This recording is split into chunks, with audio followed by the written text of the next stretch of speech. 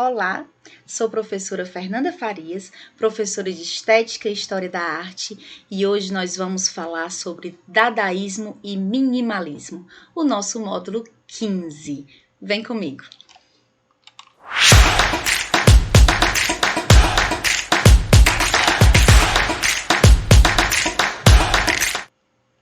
Vamos lá? Vamos começar, né? E vamos conhecer um pouquinho sobre esses dois movimentos artísticos realmente surpreendentes também. Todos são encantadores, né? Assim, a gente realmente acaba se apaixonando por cada um deles, principalmente quando a gente aprende, né? Começa a descobrir tudo que aconteceu dentro de cada período deles. Então, assim, vem comigo e se joga aqui no conhecimento para que a gente aprenda um pouquinho sobre cada um deles e vocês possam sair por aí, né, reconhecendo os movimentos em qualquer lugar. Vamos lá. Opa! E aí a gente vai começar o nosso módulo 15, né, falando justamente arte na contemporaneidade, os movimentos dos criadores do século XX, continuando aqui nossos módulos, e a gente vai falar do dadaísmo e do minimalismo, né, como a gente já citou. E aí a gente já começa aqui com essa obra de arte incrível, né, de Donald Judd, que a gente vai conhecer um pouquinho mais o trabalho dele mais pra frente. Então, segura aí. A gente vai começar falando do dadaísmo. Meu Deus, professor, o que é isso, né? E que imagem é essa que a senhora está colocando aí já na abertura desse módulo?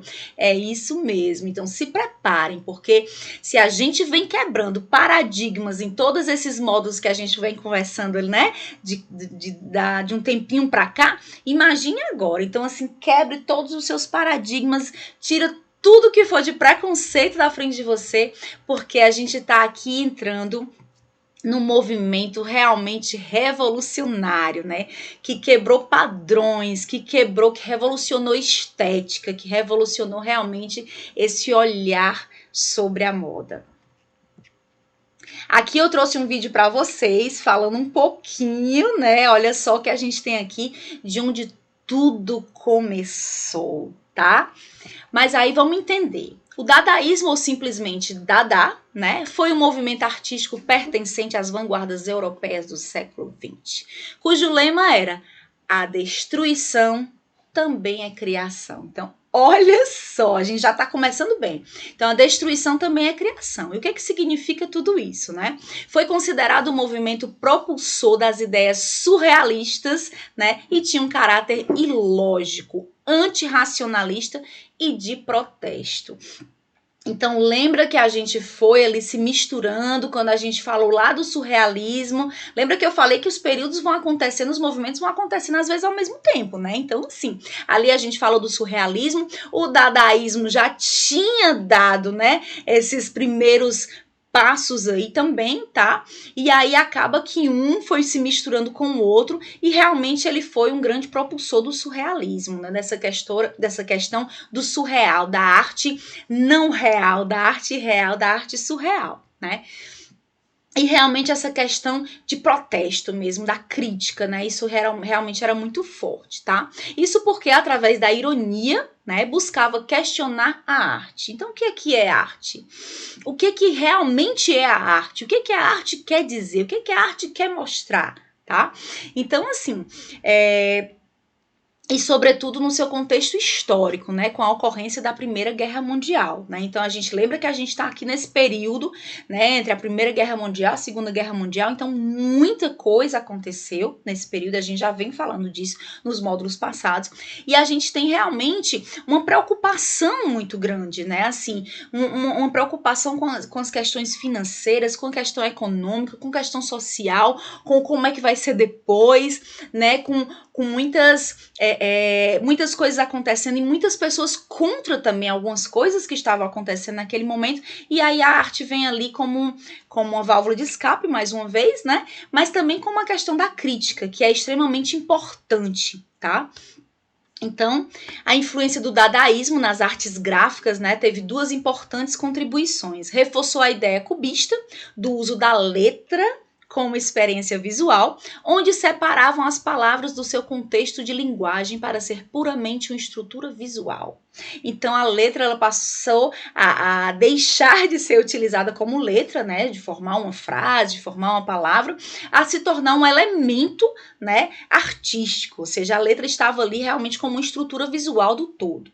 E despertou os designers também para o fato de que o chocante e o surpreendente podem despertar a atenção do receptor, ou seja, do observador, da pessoa que está vendo a obra de arte, né?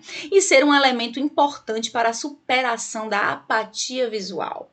Então, assim, se você não quer me ouvir, se você não quer me ver, então eu vou lhe chocar. Eu vou colocar aqui uma coisa que nem que você não queira, né? Você vai olhar.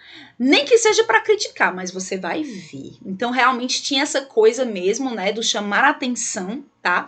E muitas vezes usavam elementos fora da curva, né, no sentido artístico que era considerado até agora, tá? Então, realmente era essa questão do surpreender, do chocar. Então, vamos lá.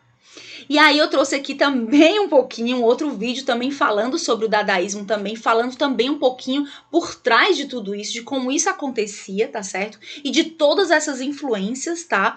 Que tinham por trás desse momento histórico, né? Desse momento altamente, assim, crítico, mas altamente revolucionário em termos de estética artística, tá? Então, realmente, ele veio para romper com tudo que a gente já conhecia, né? Rompimento com os modelos tradicionais e clássicos. Esse era uma das grandes características justamente do dadaísmo. Espírito vanguardista e de protesto, espontaneidade, improvisação, irreverência artística, anarquismo, né? Niilismo, busca do caos e da desordem, teor ilógico e irracional, caráter irônico, radical, destrutivo, agressivo, pessimista em muitos casos, aversão à guerra e aos valores burgueses, né? Então, assim, aversão a essa desigualdade social, né? Rejeição ao nacionalismo e ao materialismo. Então, eles eram contra tudo isso, nada dessa coisa, né, dos preconceitos, né, nacionalistas, nada dessa coisa do materialismo, né, do consumo exacerbado, da valorização do que é material, né, e a crítica, né, como a gente acabou de falar, ao consumismo e ao capitalismo. Então a gente está aí num momento, né, de grande capitalismo, de grande consumismo, de grande propaganda de vários produtos, de venda, ou seja, muita coisa acontecendo nesse momento, né? E aí o que é importante, né, estava sendo deixado de lado, né? Então aí realmente foi um dos inícios assim dessas grandes críticas, né, ao consumo exacerbado, né, ao hiperconsumo. E aí, né, não significou um movimento artístico no sentido tradicional, justamente porque ele rompeu com muitas dessas características que eram consideradas características artísticas até o momento, né? Mas ele foi muito mais visto, inclusive, como um momento de rebelião, né? Um novo modo de pensar, um novo sentir, um novo saber, uma arte nova em meio a toda essa liberdade que eles buscaram por ela, né? Eles lutaram por essa liberdade e aí realmente, ao ter essa liberdade, eles queriam fazer alguma coisa realmente que chamasse atenção, alguma coisa que fizesse sentido, né? Forma de expressão de modo positivo, enquanto possibilitou total liberdade de criação para esses novos artistas, né? Que nos foi deixado como legado. Então, até hoje, a gente realmente tem uma liberdade artística muito grande. A gente vê artistas que se inspiram, né, em artistas de outros períodos, em artistas de movimentos que a gente já conheceu, tá? Mas tem o próprio traço, tem a sua própria característica, né? É uma inspiração apenas, não é uma cópia, e isso é muito interessante. E é justamente graças a toda essa luta dos artistas desses momentos, né, que eles realmente conseguiram trazer essa liberdade artística que a gente tem hoje.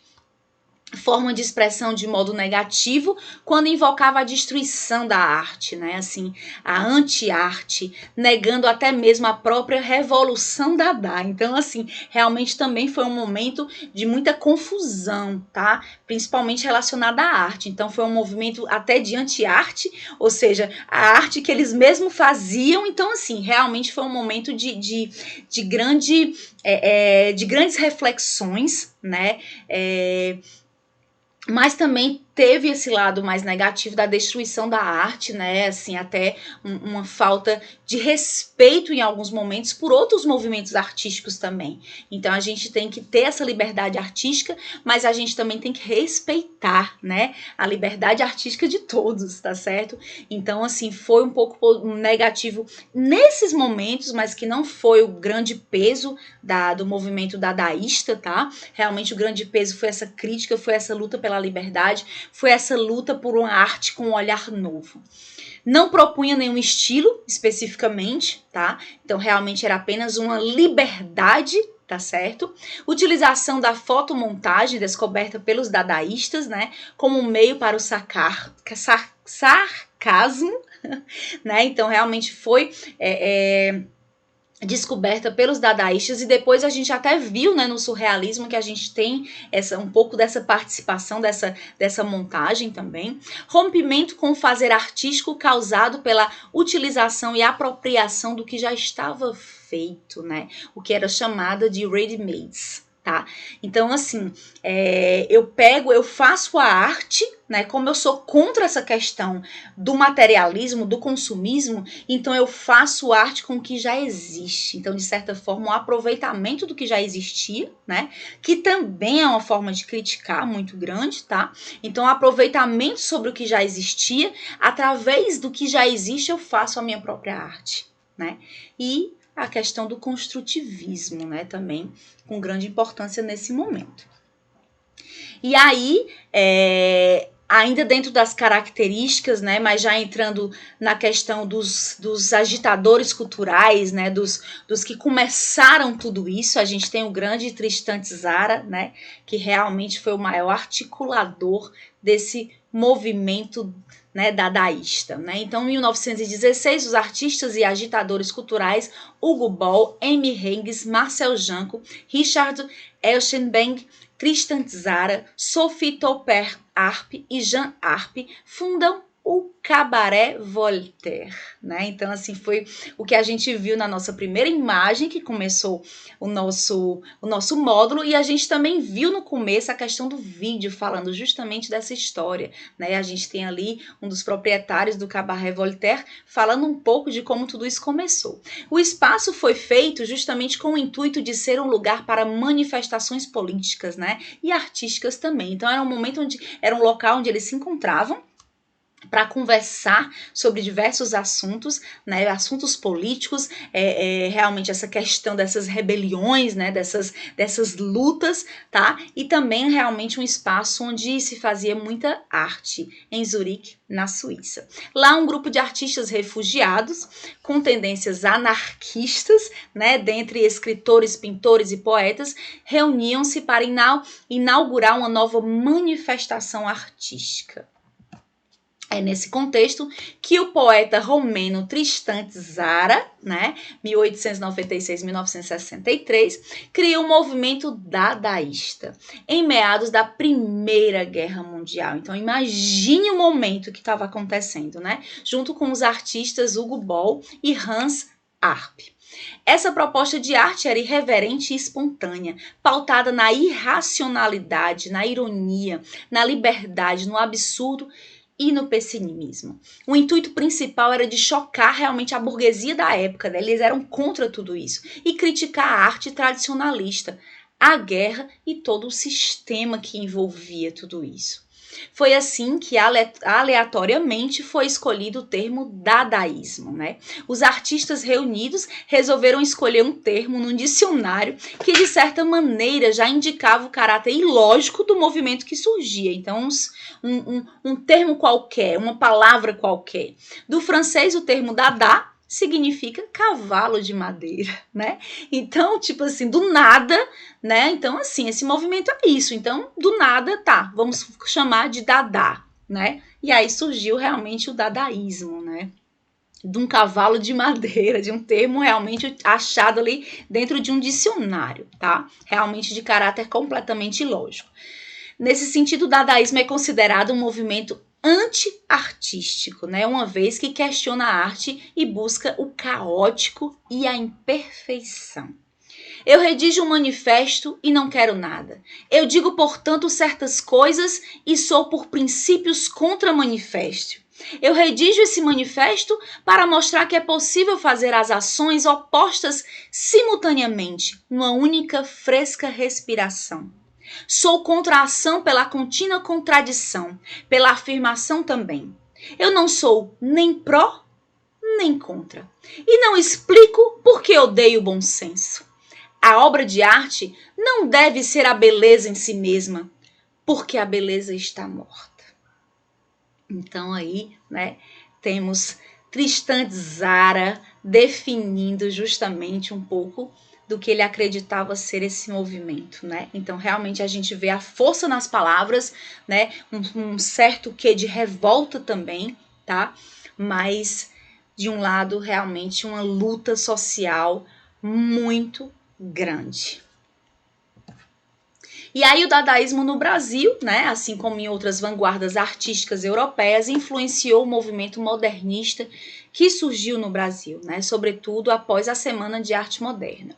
Na literatura podemos notar essa influência também em algumas manifestações dos escritores Mário de Andrade e Manuel Bandeira. Além deles, destacam-se também o Teatro da Experiência de Flávio de Carvalho e as pinturas de Ismael Neri, né? Então a gente tem aqui ao lado uma carta-desenho de Ismael Neri, de 1929, né, onde a gente pouco compreende sobre o que está sendo dito aí. Mas a gente observa, né, que realmente é algo ilógico, mas que tem um quê de lógica em tudo isso, porque cada desenho tem seu significado para o artista, né?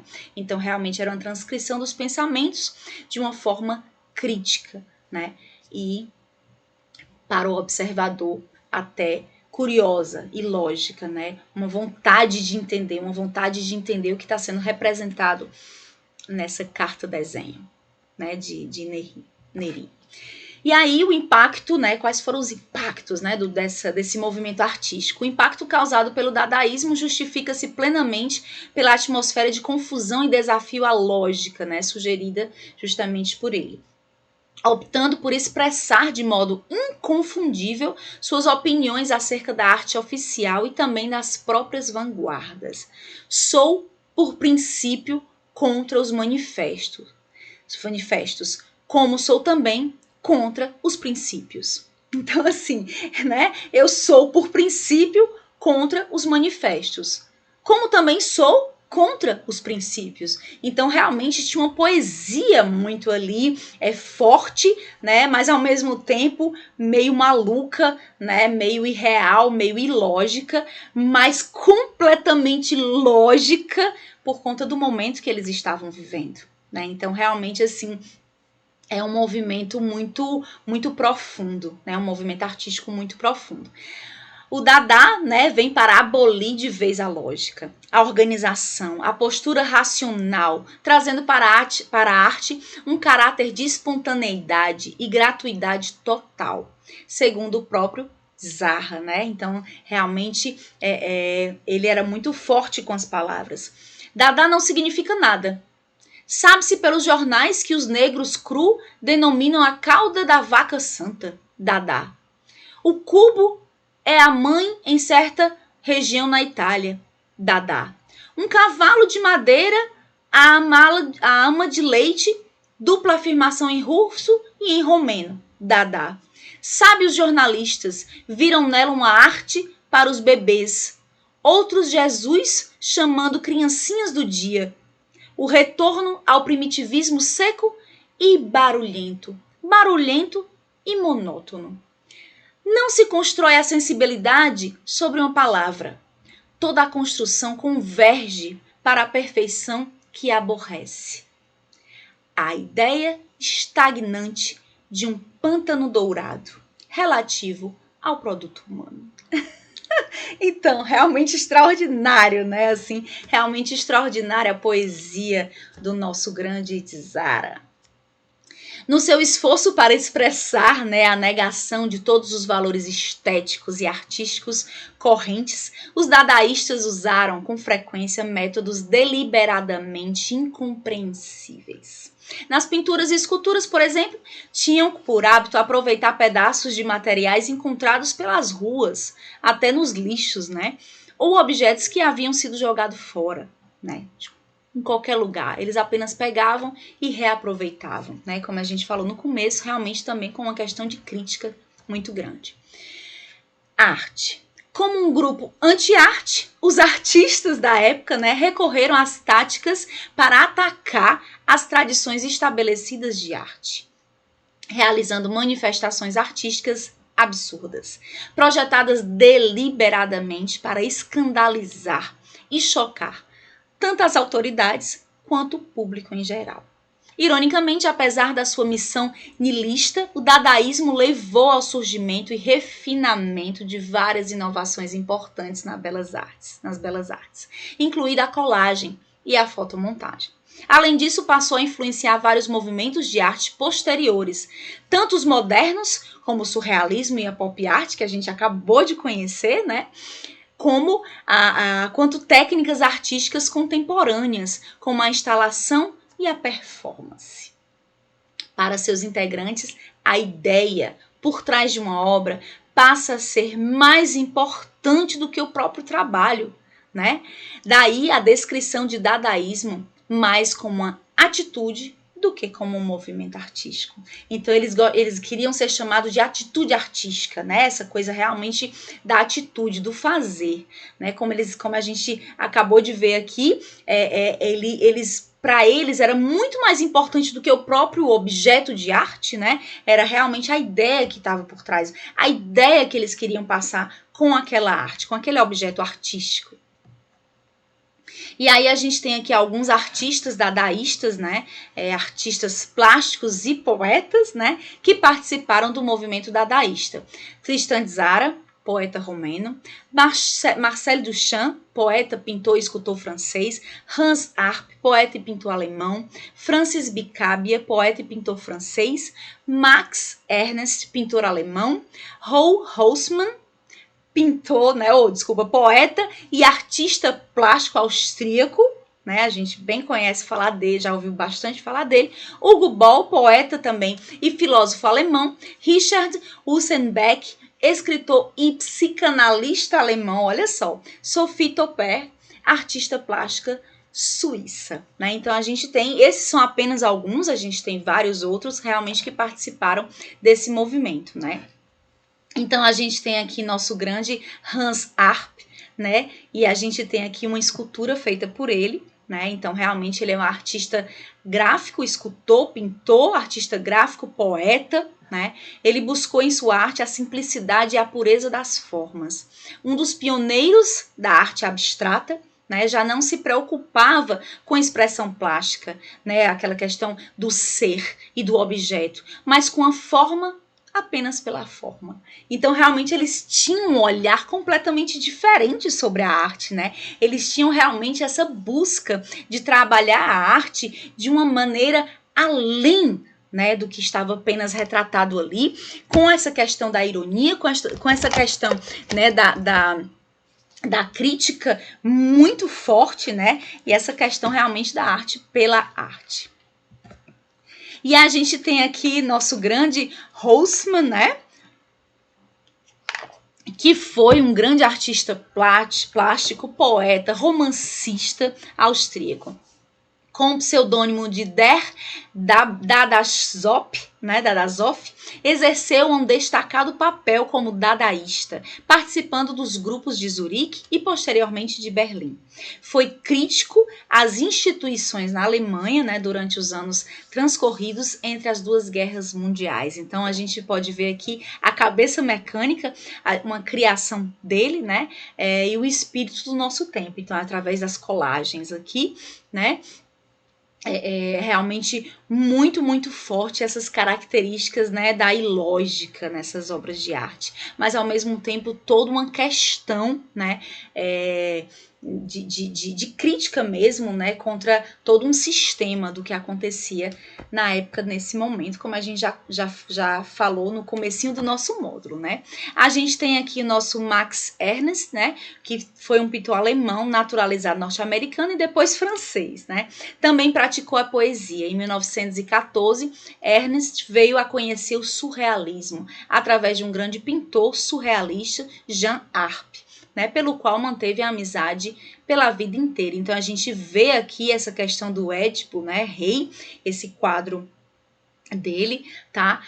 Onde a gente vê realmente essa questão muito forte aqui realmente da crítica, né, e de uma forma meio ilógica, mas ao mesmo tempo que faz todo o sentido, como a gente acabou de falar, para o momento que estava sendo vivido. E aí nós temos o nosso grande Marcel Duchamp, né, grande, realmente renomado pintor, renomado escultor francês, bem como um ícone, né, das vanguardas artísticas europeias do início desse século XX. Ele foi um dos precursores da arte conceitual, do dadaísmo, do surrealismo, do expressionismo, né, abstrato, e o inventor justamente dos ready-made, que foi o que a gente acabou de falar, que é justamente esse uso do que já existe. Seu modo de vida boêmio e paixão pelos jogos de xadrez, dos quais participou em torneios, podem ser vistos ao longo de sua carreira artística, ou seja, em várias obras dele, né, nas obras de inspiração romântica e expressionista, até aquelas de natureza cubista e futurista. Então a gente pode perceber aqui que esse artista, né, Marcel Duchamp, ele acabou realmente passeando aí por vários movimentos artísticos, tá? E isso é uma coisa, gente, que é muito importante a gente compreender, tá certo? Lembra que eu sempre falo, né, que os diversos movimentos artísticos, eles acabam acontecendo ao mesmo tempo, tá?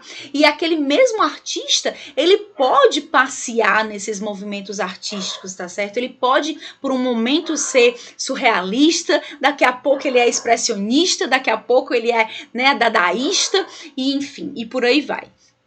Vale lembrar que Duchamp era contra a arte retiniana, né? Ou seja, aquela arte que agrada à vista. Ele não estava preocupado em agradar ninguém. Ele estava realmente preocupado apenas no trabalho dele, na arte que ele estava desenvolvendo, né? Então ele era contra essa arte que a gente chama de retiniana, né? Por conta da retina, da visão, tá certo? De agradar apenas a visão. A fonte que está aqui ao lado, de 1917, a gente vai falar um pouquinho mais sobre ela também, né? Um urinol, né, assim, apresentado, né, como obra de arte, né, assinada justamente por R. Muth e rejeitada pelo júri, porque não sabiam que era ele não assinou com o nome correto, a gente vai entender por quê. E aí os ready-made de Duchamp, né? Os ready-made foram talvez a maior criação desse grande artista, né? Tratam-se de objetos prontos e banais que foram esvaziados de sua função primordial, da sua função prática, né? Para a qual eles foram feitos, tendo como efeito sua remoção dos contextos habituais. Então, aqueles elementos, aqueles objetos eram retirados de um contexto normal, né? Onde ele deveria ser utilizado realmente com aquele propósito, com aquela finalidade para o qual ele foi criado, e foi realmente tirado desse contexto e trazido para essa questão do contexto mais artístico. Assim, né, os ready-mades rompem com o cartesianismo num gesto de desacraliza, né, a obra de arte, transportando fatores da vida cotidiana sem valor artístico nenhum, justamente para o âmbito das artes. Tá? Seu objetivo é vencer aquela arte retiniana que a gente já falou, uma vez que exige a participação ativa do público, né? Justamente no entendimento dessa arte, no entendimento dessa obra. Os ready-made mais famosos, né, de Duchamp foi a Fonte, de 1917, que é justamente esse urinol apresentado como uma obra de arte assinada, né, por R. Muth, que a gente acabou de ver, e rejeitado pelo júri. A obra só foi aceita pelo júri quando os avaliadores tomaram conhecimento do verdadeiro criador da escultura. Então ele não queria, né? Ele não queria que soubessem que era ele que tinha feito aquilo ali, justamente porque ele não queria que o nome dele, como um grande artista já reconhecido na época, influenciasse na decisão do júri. E realmente ele assinou com outro nome, com um pseudônimo, né? E a obra foi rejeitada. Quando descobriram que era ele, a obra foi aceita. Então aí também a gente vê justamente essa questão do quem é, né? Que muitas vezes influencia a opinião, né? E ele queria justamente que isso não influenciasse. O nome dele já como artista consagrado, ele não queria que isso influenciasse, tá? E aí aqui eu falo um pouquinho, né, justamente de algumas obras dele, um pouquinho da história de Marcel Duchamp. Aqui nós temos, né, o nosso urinol maravilhoso chamado de A Fonte, tá? Que realmente foi essa obra de arte tão chocante para aquele momento, né, que estava sendo vivido, né, e aquele júri realmente não entendeu, não acreditou naquilo ali que ele estava recebendo, né, como obra de arte, né, eles realmente não entenderam nada de tudo aquilo. E aí, né, foi realmente um dos expoentes do Dada, né, justamente desse dadaísmo. Dentre as obras a gente tem, né, No Descendo a Escada, né, a roda da bicicleta sobre o banco que a gente tem aqui, a gente pode perceber aqui desse lado aqui, né, que também, tipo assim, um banco com uma roda de cabeça para baixo, então isso é arte, né, então assim, realmente é isso que eles queriam, que as pessoas se perguntassem, mas isso é arte? Como assim, né, a arte que eu conheço é outra, então realmente eles vinham para chocar, eles vinham realmente com esse objetivo mesmo, de chamar a atenção, né, porta-garrafas, a fonte, né, e aí a gente tem essa obra de arte, né, que é a nossa Mona Lisa de bigode, né, assim, que ele chamou de LHOOQ, de 1919, onde ele faz realmente essa crítica, né, à arte, né, assim, a gente tem aí a anti-arte, a presença da anti-arte nessa obra de arte, né. E aí, assim, a gente tem aqui, na verdade, com uma grande influência do próprio Marcel Duchamp, nós temos uma grande mulher, Hannah Roche, né, que foi uma grande mulher dadaísta, uma mulher à frente do seu tempo, tá?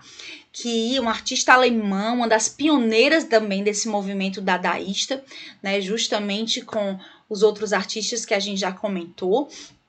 Ela trabalhava muito com essa questão da fotomontagem. Seu trabalho tem como uma das críticas, né, muito grande a indústria da beleza, tá certo? Né, que na época ganhava força, né, com os meios de comunicação e fotografias publicitárias e refletem a ideia de que as mulheres eram vistas como incompletas. Né? Então, assim, ela vem aí através do dadaísmo fazer essa crítica, né? Então era uma feminista assim fervorosa, tá? Que lutava realmente em prol dessa libertação, né, e dessa visão da mulher, né, como uma pessoa, né, assim, com direitos, com força, né, e uma pessoa completa, né? Após sofrer 2 abortos, fruto do seu relacionamento com Raoul Haussmann, né, Hannah começou a defender o direito da mulher ao controle reprodutivo. Então, ao mesmo tempo que ela foi uma grande artista, ela também trouxe, né, para esses movimentos sociais, né, essas lutas sociais também, uma grande força. Em 1926, quando morava na Holanda, conheceu a escritora Til Brugman, com quem manteve um relacionamento de 9 anos. Né? Em 1938, conheceu o pianista Kurt Mathias, né? Os dois se casaram. Porém, esse relacionamento acabou chegando ao fim depois de 6 anos. Então, ela teve também, ela buscava mostrar também a grande liberdade que a mulher tinha de escolher seus próprios relacionamentos, né? Ela tinha a escolha, ela queria realmente mostrar que a mulher podia escolher, né? Podia escolher ter ou não ter filhos, ela podia escolher com quem ela se relacionava, seja com mulheres, seja com homens, a forma que eram os relacionamentos. Então ela trazia nas obras de arte dela, que ela trabalhava com essa questão justamente das colagens, essa grande crítica, né? E essa valorização, essa busca pela valorização da mulher, tá? Então a gente tem aqui, inclusive, um vídeo falando dela, a gente tem aqui ao lado, né? Uma operária grávida, então ela traz realmente uma questão de crítica, né, a toda essa questão mesmo social, de respeito, de valorização da mulher, seja no âmbito profissional, seja no âmbito, né, de relacionamentos, tá? E aí aqui mais algumas artes, né, influenciadas justamente por todo esse movimento dadaísta, né, esse movimento anti-arte, tá? E a gente vai entrar agora no nosso minimalismo, tá certo? Então a gente vem aí com a explosão de muita informação, informações completamente lógicas, né? Para a primeira vista, para quem não entende o movimento, para quem não entende o período que aconteceu tudo isso, e aí a gente vai esvaziando um pouco o nosso olhar para entrar agora no movimento minimal, né? A gente tem aqui um dos nossos grandes artistas desse movimento, né, o Donald Judd. A gente vai conhecer um pouquinho sobre o trabalho dele. Atualmente se fala muito sobre minimalismo, né? Mas a gente entende realmente o que ele é? Esse conceito tem se tornando cada vez mais recorrente. Muitas pessoas se identificam como minimalistas. Eu sou minimalista, né? Tá meio que na moda isso. Inicialmente o termo referia-se a manifestações artísticas e culturais que ocorreram em distintos momentos do século XX. Elas baseavam-se em utilizar somente o mínimo de elementos, né? O mínimo de elementos estruturais, o mínimo de objetos, o mínimo do mínimo, né? Como uma forma de expressão da arte e também da comunicação. Entretanto, com o tempo, tal ideia também foi incorporada a outras áreas de expressão humana e transformou-se em um estilo de vida, tá? E aí a gente precisa entender o que realmente é esse minimalismo, né? Então, minimalismo. Considero objetável o convite para participar de sua exposição de arte minimal, sem título. Não aprecio a designação da minha proposta como a de algum movimento dúbio, jocoso, epitético, proto-histórico. Olha só. Minimalismo, princípio de reduzir ao mínimo o emprego de elementos ou recursos. Escola de pintura abstrata que vê num quadro um objeto estruturado, composto basicamente de formas geométricas, elementares executadas em estilo impessoal, reduzindo ao mínimo os seus elementos. Então aqui um pouquinho para a gente já entender também essa coisa o que é o minimalismo, né? E como esse movimento artístico era visto, inclusive, nesse período. Então, arte minimalista. No final dos anos 50 e início dos anos 60, surgiu em Nova York uma corrente artística que se denominou Minimal Art, né? Traduzida para o português como arte minimalista. Os adeptos dessa vertente primavam pela síntese em suas produções, utilizando somente os elementos necessários. Nas artes plásticas, as formas simples, geométricas e puras são priorizadas. Alguns artistas que se destacaram nesse estilo de arte são Sol LeWitt, né? Frank Stella, Donald Judd, Robert Smithson. Tá? É importante dizer que foi juntamente com esse movimento que começou a se pensar no minimalismo de forma mais filosófica, o que influenciou a criação do minimalismo como estilo de vida. Tá certo? Vestuário, decoração e demais expressões. Então, tudo surgiu nesse momento, né, através de realmente um movimento artístico e acabou indo para o lifestyle, né, para o dia a dia, para o estilo de vida das pessoas. A expressão minimalismo, né, vem de minimal art, faz referência aos movimentos estéticos, científicos e culturais que surgiram em Nova York, como a gente já falou, tá?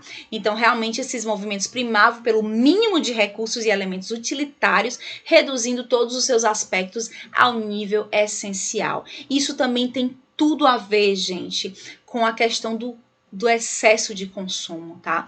Com essa coisa do consumismo. A gente sabe que ali em 1950, esse período, né, da máquina de lavar, da televisão, do micro-ondas, então tudo isso realmente foi um boom muito grande nesse período, né? A dona de casa, as publicidades da dona de casa, né? Continuando como sendo dona de casa, a mulher continuando sendo vista como dona de casa, mas agora ela tem a praticidade, né? Para fazer o melhor jantar para o seu marido que está chegando do trabalho. Então, realmente, a gente estava nesse momento com essa força mesmo do consumir muito forte. Então o minimalismo ele também vem, né? Só que de uma forma diferente, tá certo? Mas ele também vem criticar, ele também vem como essa coisa do nós só precisamos do que precisamos. A gente não necessita mais do que o essencial para se viver. A gente não precisa de um excesso de coisas. A gente precisa apenas do que a gente precisa. Né? Então esses movimentos primavam pelo mínimo, né? Pelo mínimo de recurso, tá?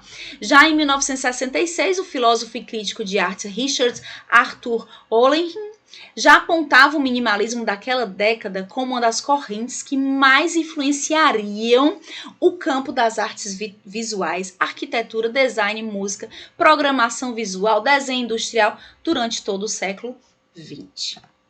E aí, em termos gerais, quando a gente fala das características desse minimalismo, né? Os movimentos minimalistas se caracterizam pela austeridade e pela síntese, inclusive dos meios e o uso da abstração também nessas representações artísticas, tá?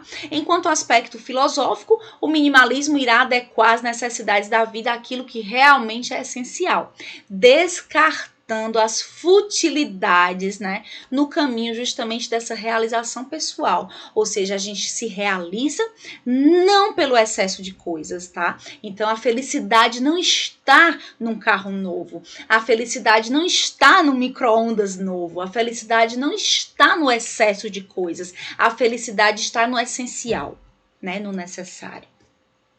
No campo das artes, normalmente está representada de forma abstrata e crua, né? Nua e crua, seca, né? De modo a revelar a origem industrial e a natureza dos materiais que compõem justamente a obra, né?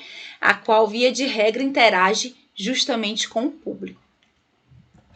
Né? A elaboração de obras, pinturas, esculturas, músicas, peças de teatro, justamente com o mínimo de recursos. Então, se a gente ia trabalhar uma pintura, se a gente ia trabalhar uma escultura, se a gente ia fazer, né, uma peça de teatro, então ali tinha que ter realmente o mínimo dos recursos. Não precisava ter aquele monte de informação e de objetos cênicos, etc e tal, tá? Realmente era o mínimo, era clean. Tá? A utilização de poucas cores na pintura.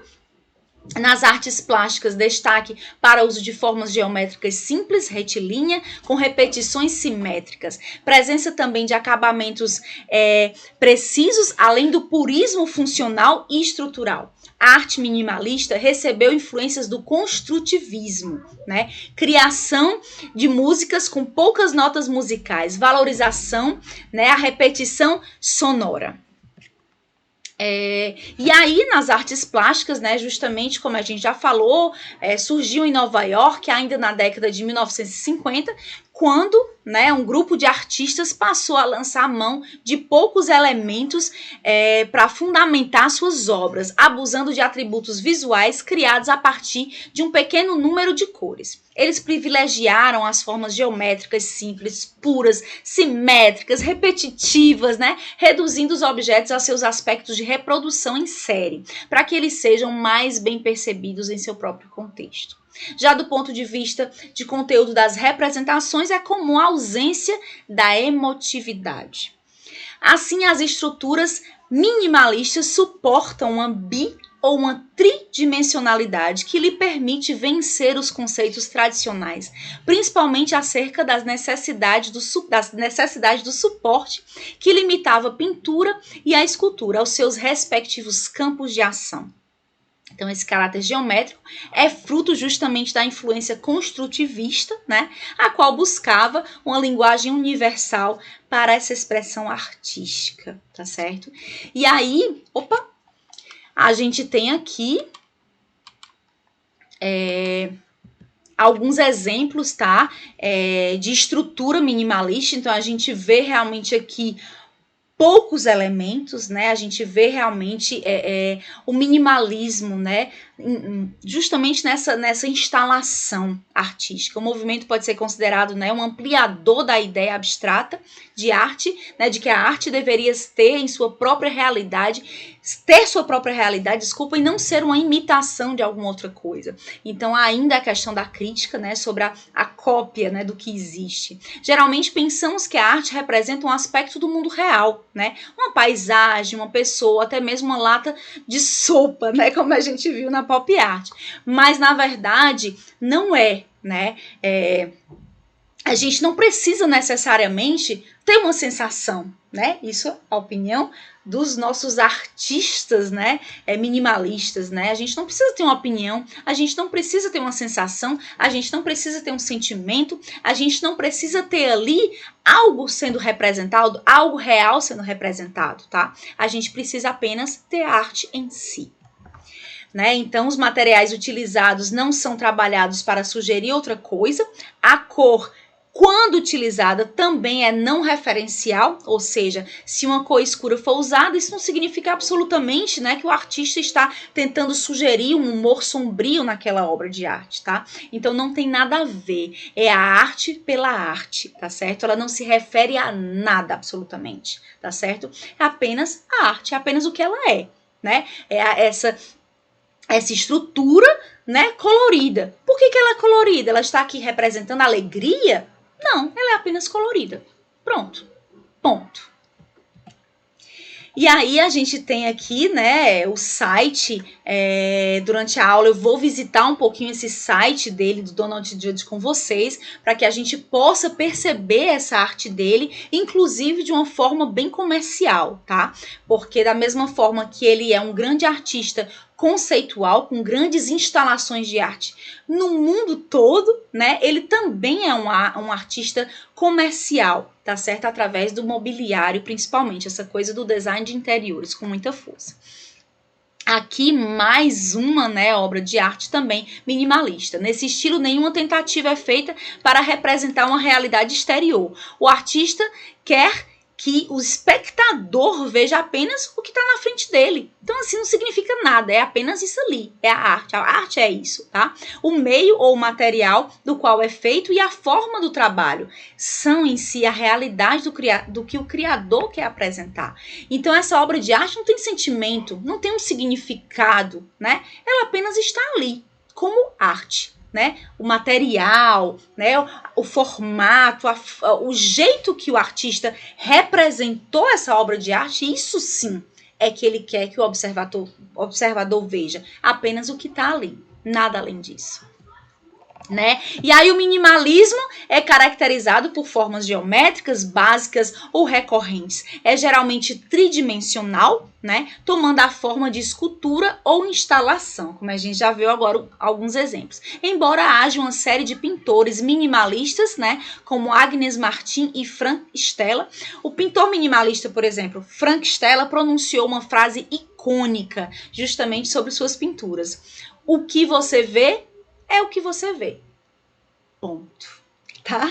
Então, assim, apesar de realmente ser um movimento, né, muito mais ligado à questão das instalações, tá certo? Trabalhando com esses materiais, né, realmente dessa coisa mais industrial, a gente também tinha a pintura, né, essas obras mais artísticas no sentido de pinturas mesmo, tá certo? Mas também com esse caráter, né? O que você vê é o que você vê, ponto. Nada além disso. Não, mas você quis aqui representar uma seta, você quis representar os caminhos, você quis representar a interseção, você quis representar o quê? Nada, apenas isso que você está vendo. Ponto. E aí a gente tem, né, diversas instalações de artes realmente que ficam ali, as pessoas olham e falam, tá, e né? Mas esse é o intuito, esse é justamente o intuito, né? Sem vestígio de emoção ou tomada de decisão intuitiva, pouco se revela sobre o trabalho, né, no artista. Os artistas minimalistas rejeitaram a noção da obra de arte como uma criação única que reflete a expressão pessoal de um indivíduo, né? Vendo isso como uma distorção do próprio objeto de arte. Então, assim, eles não queriam serem vistos, né? Assim, serem reconhecidos necessariamente na sua obra de arte. Ah, essa obra de arte é do fulano de tal, porque ele tem isso, essas características, ele quer representar isso, nada disso. Na verdade, isso iria misturar a obra de arte com o próprio artista, isso misturaria realmente, iria distorcer o próprio significado da obra de arte, que é apenas o que se vê, né? É meio louco isso, mas ao mesmo tempo que é ilógico, faz também todo sentido, né? Se a gente abordar realmente por uma questão mais psicológica disso, é justamente isso. Ele quer se distanciar enquanto artista para não influenciar a obra de arte dele, que ficaria totalmente distorcida por uma visão através do observador de uma pessoa como artista, de suas características pessoais, né? O que não tinha nada a ver com o que estava sendo ali representado, né? Então, realmente, em vez disso, eles criaram objetos que eram tão impessoais e neutros quanto possíveis. Então, quanto mais impessoal, quanto menos a cara, de repente, desse artista, quanto menos retratasse algo que lembrasse, né, justamente o artista enquanto pessoa, tá? Então, realmente tinha que ser uma arte neutra, uma arte impessoal. Tá? Então, a gente tem aqui mais alguns exemplos, né, dessas obras de arte, tá? Onde a gente vê realmente isso, a arte pelo que ela é. É um pedaço de madeira? Né? Então, assim, é isso. As instalações realmente é isso. Carl André dizia, né? Eu não sou um artista de estúdios, eu sou um artista de interiores, tá? Essa coisa, né, realmente do não trabalhar aquela arte necessariamente, né, como uma arte, né, que era propriamente dita, como era realmente conhecida enquanto arte, tá certo? Então, a gente tem aqui alguns exemplos, tá? Né? A escultura é cuidadosamente organizada para enfatizar e revelar a arquitetura da galeria, muitas vezes sendo apresentada nas paredes, nos cantos, né? Ou diretamente no chão, incentivando o espectador até a consciência do espaço. Então, o que acontece? Geralmente você vai no museu e aí você tem aquela coisa, né, que vários quadros, você vai caminhando, vendo os quadros, depois você vai para o outro lado, aí vê os outros, às vezes no meio tem alguma coisa que você, né, abaixa a cabeça para ver. Mas e os cantos das paredes? E o teto? E o chão?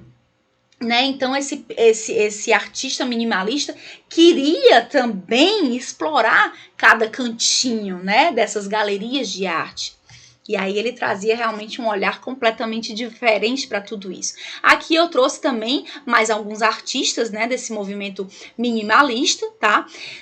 Tenho também esse artigo que eu passei para vocês também na questão, né,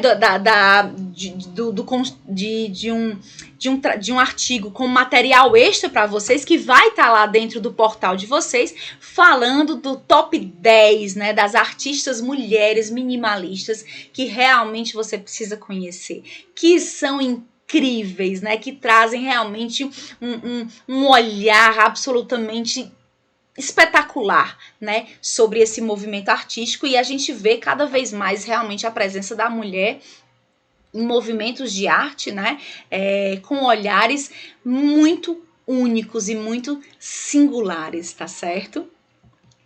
E aí a gente tem aqui também alguns vídeos também falando um pouquinho dessa história, né, do minimalismo, mostrando algumas instalações artísticas, né, desse movimento de arte, né? Então, assim, realmente quem não conhece, por isso que eu digo que é tão importante a gente entender sobre os movimentos artísticos, porque se a gente não conhece, né, o que aconteceu naquela época, o que impulsionou, né, as ideias que estavam realmente por trás dos artistas, a gente não consegue entender e compreender a própria arte, que é apenas a arte pela arte. O que se vê é apenas o que se vê. né? E aí a gente termina aqui o nosso módulo 15, né? Falando justamente desses movimentos tão fortes, né? Do dadaísmo e do minimalismo. Aqui, mais uma vez, a nossa bibliografia, né? Com ainda mais informações. E aí, fico aqui, né? E digo até a próxima aula com mais história da arte, com mais movimentos artísticos, né? Para mudar realmente nossa forma de ver arte e nos ajudar a compreender o que existe por trás de todos esses movimentos artísticos das diversas épocas que passamos. Um beijo grande e até a próxima aula.